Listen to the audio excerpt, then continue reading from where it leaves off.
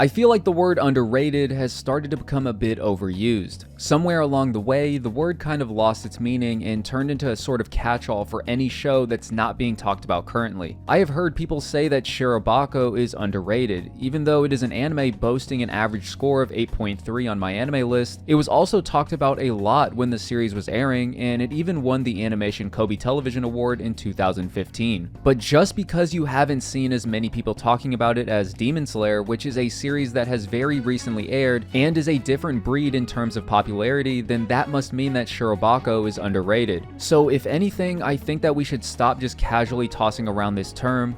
We should think for a second and listen to why I think that Dr. Stone is one of the most underrated shonen of all time. Okay, hear me out. I know that Dr. Stone is a pretty popular anime, like at least you know what Dr. Stone is. Action Heroine Cheer Fruits? Like what is that, a cereal? Dr. Stone is even getting a third season despite the manga recently ending, so it has to be decently popular, right? Well, this scenario is actually why I am so afraid. If you didn't know, one of the main reasons that manga get adapted into anime is to help sell more of the source material, which is why when the source material ends its run, sometimes it can feel like all bets are off. Just look at how The Promised Neverland turned out. Season 1 adapted up until around chapter 35 of the manga, and they did that in 12 episodes. So they were covering roughly 3 chapters per episode, which is a pretty good pace, especially for the type of story this is. By this logic, people were originally speculating that Season 2 would cover up to the end of the Goldie Pond arc, and then leave the rest of the manga for later seasons. But they decided to speed things up just a bit. Not only did they soar past the Goldie Pond arc by straight up skipping it in the anime, but they managed to condense all 147 remaining chapters in just 11 episodes, which is less episodes than the season prior. It was an anime where entire arcs were summed up by a JPEG. Now, this isn't always the case. Just look at Demon Slayer and Attack on Titan, where the manga has already ended, but they are still making amazing adaptations for them. But this also might be because of how insanely popular these two anime are. The reason why I am scared of what might happen to Dr. Stone's adaptation is because while The Promised Neverland is not as popular as Demon Slayer and Attack on Titan, it is still a fairly popular series. It even hit the #1 selling manga that week a couple times, while Dr. Stone never has. Oh, look, there's Dr. Stone.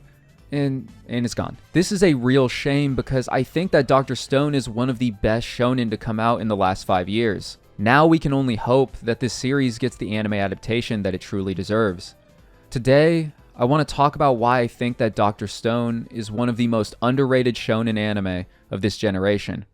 The story starts with our main character Taiju on his way to confess to the girl he loves, but before he goes, he stops to see his best friend. Wait a second. I think that I was wrong. This guy has white hair with green highlights and red eyes. This is definitely the main character. Taiju then meets up with Yuzuria, and just when he is about to confess to her, you see a brilliant flash of light that starts petrifying everyone on Earth. Taiju jumps in front of her in an attempt to protect her, but unfortunately it doesn't do any good and she is petrified as well. He is then trapped in stone for thousands of years with only one thing keeping him conscious. He needs to finish his confession to the girl he loves, he needs to break free from this stone prison, and eventually after 3,700 years, he is finally set free. The world now looks completely different. Buildings have all crumbled and forests have replaced cities. Taiju goes to find the person that he loves to finally finish what he started so many years ago. He finds Yuzuria, but she is still trapped in stone. He gets on his knees and tells her that he has loved her for hundreds and thousands of years. He swears that he will find a way to free her from her statue form, and while he is making his promise, he notices a note carved into the tree beside her.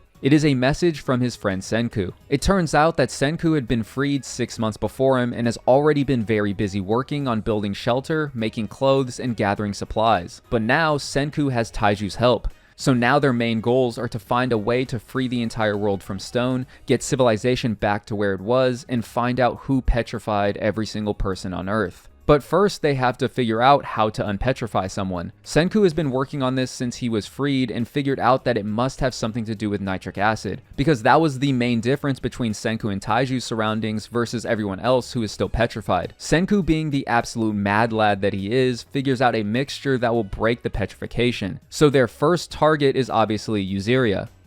I'm very sorry. I'm pretty sure that I'm butchering the pronunciation of that name, but I'm also pretty sure that y'all will let me know in the comments down below. But on the way over to break her free, they are attacked by lions. So instead, they are forced to use the mixture that they currently have to awaken someone who is strong enough to defeat the lions so that they are not killed. They decide to awaken the strongest primate high schooler, Tsukasa, who fends off all of the lions. He even kills one of them with his bare hands. This is something that I absolutely love about this show. They are so over the top with all of their characters, and the show never takes itself too seriously. So I can just accept the fact that this dude killed a lion with his bare hands, and that Senku is smarter than anyone who has ever been alive in the real world.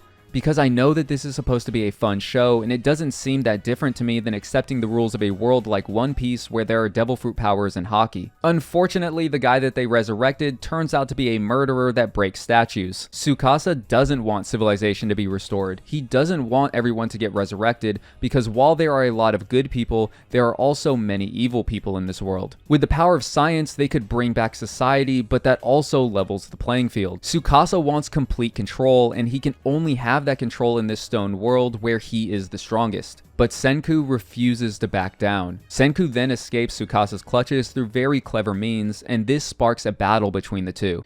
A race begins. Can Senku develop the technology to build a working weapon to defeat Tsukasa before he is found? The stage is set for unrealistically strong Oonga Boonga Fighter Man to fight unrealistically smart Science Man. But I think that there was a lot more to it than just strong man fights smart man, because this battle is actually what made me fall in love with this series. But for me to be able to explain why I think this anime is so amazing, I am going to have to go into some spoilers. So if you want to watch the anime before watching this section, then I would close out here and come back later. Or, you know, you can just be bad and break all of those dirty rules. Oh my god, look at you go. Now, when I look back on this fight, I realized that Tsukasa was more than just this insanely strong Hercules-like man. Throughout the entire series, you could always tell that something didn't quite add up. Although he was supposed to be this tyrant that wanted to take control of this stone world, he always did so in the most gentle way possible, only resorting to drastic measures if he truly believed that it was the only way to keep the world as it was.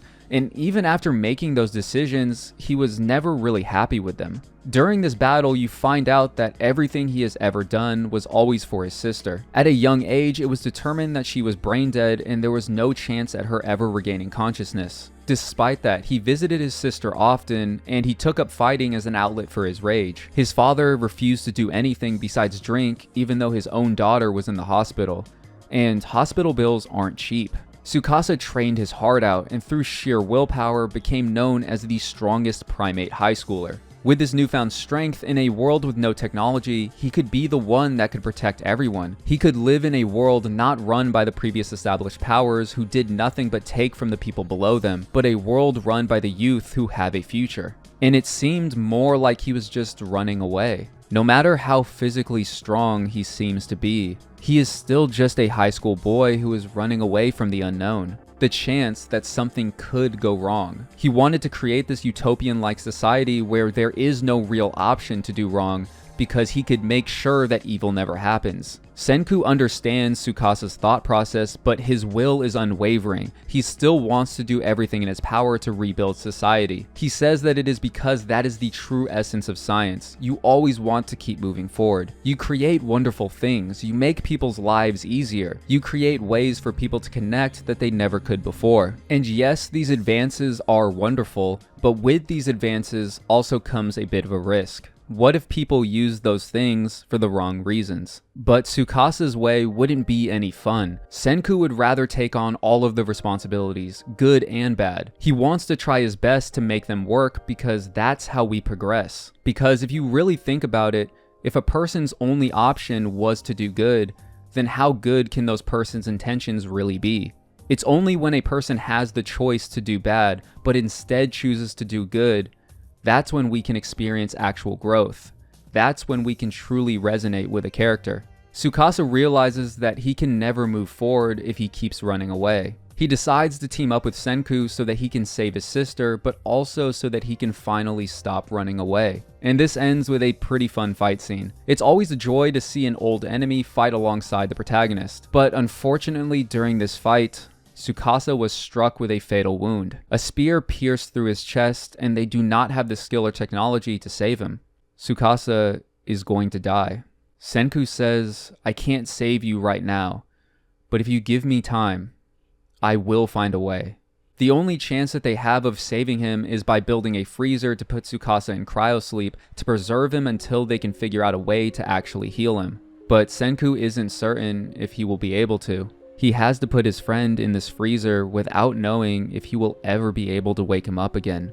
In their last moments together, Senku decides to ask him some basic questions. Tsukasa asks, do you really want to just make small talk in the end? What's wrong with making a little small talk? They chat about who they would take into space, who the real strongest primate is, and they reminisce about when they first met. Because sometimes the reality that you might have to face is just too brutal. Some moments demand a bit of small talk. This was actually one of my favorite moments of the anime, and it's actually what drove me to read the manga. The manga ended up being an incredible experience, and it's one that I will always remember. It's a series that I love, and I was pretty sad when I got the news that the manga would be coming to an end. It's a funny thing when it's announced that a series will be coming to an end. It's always something that you know will happen, but something that you are rarely ready for. And after reading the last chapter of the manga, I didn't feel like it was enough. I wanted more. I wanted to know how the last project they did turned out. I wanted just one more adventure. Only later did I realize that I actually liked the ending of Dr. Stone. I just wasn't ready for the series to end. And I think that's the mark of a great manga. Thank you very much for the amazing story. Dr. Stone was somehow able to make these outlandish, very over-the-top characters that I could still somehow relate to. It made me genuinely feel like I was a part of the adventure, and it always made me wonder what was on the horizon. This manga taught me that I should always be reaching for the next thing, and that I should always be trying to move forward, because that is the true essence of science. I know it's cheesy, but it's been a while since a shonen has been able to make me feel this strongly about it. But I think this video was more of a way for me to gush about this series because I am actually sad to see it go. So if you watched the entire video up until this point, then thank you very much for watching. And also I want to thank everybody for the amazing support that we've been receiving. In just 1 month, we went from 200 subscribers all the way up to 4,000 subscribers. So again, thank you very much everybody. If you would like to further support us, my brother and I actually just now started a Patreon. So if you act quickly, you can actually be the very first patron. Also, if you want to hear me talk about anime live and in person, I also stream on Twitch. You can find all of our socials linked down below. And I know that I sound like a broken record, but I really do appreciate all of the support that you guys have shown. So again, thank you very much for watching the video. And just remember, you don't have to believe in yourself. Believe in me. Believe in the me that believes in you. And I'll see you in the next video.